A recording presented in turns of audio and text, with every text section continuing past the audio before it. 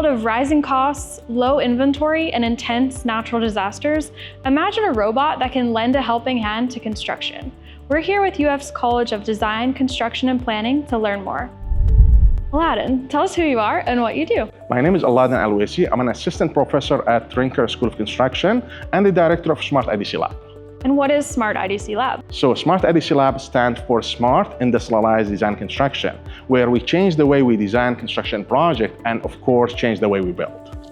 And you recently had an innovation that's going to change the market entirely. Tell us about that. It's a multifunction robotic system capable of replacing the manual tasks that are known to be physically demanding, known to be dangerous, and of course, unfortunately, known to take too much time, which can be of an essence if we want to rebuild for a disaster recovery. What are some of those challenges in construction that have made it difficult to automate and make the process more efficient? When we think about robotic arm, they've been in the manufacturing industry for years, maybe 20, 30 years. So why those equipment hasn't found their place in construction?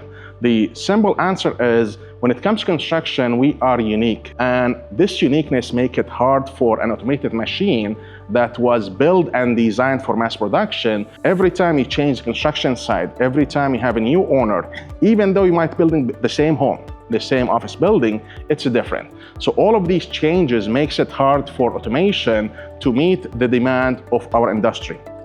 How does your invention tackle those challenges of automation? Perfect.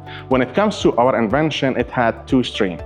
The first stream, which is automating the design process, because taking this highly customized building design and creating the detail needed for the robot to build it is by itself a challenge. When it comes to robotic, they are very delicate, they are very accurate, but this accuracy comes at a cost, where we have to consider their spatial constraint, their reach, their load capability.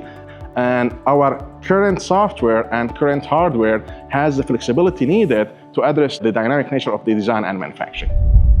If you'd like to learn more about this technology, stay tuned for updates from the Smart IDC Lab.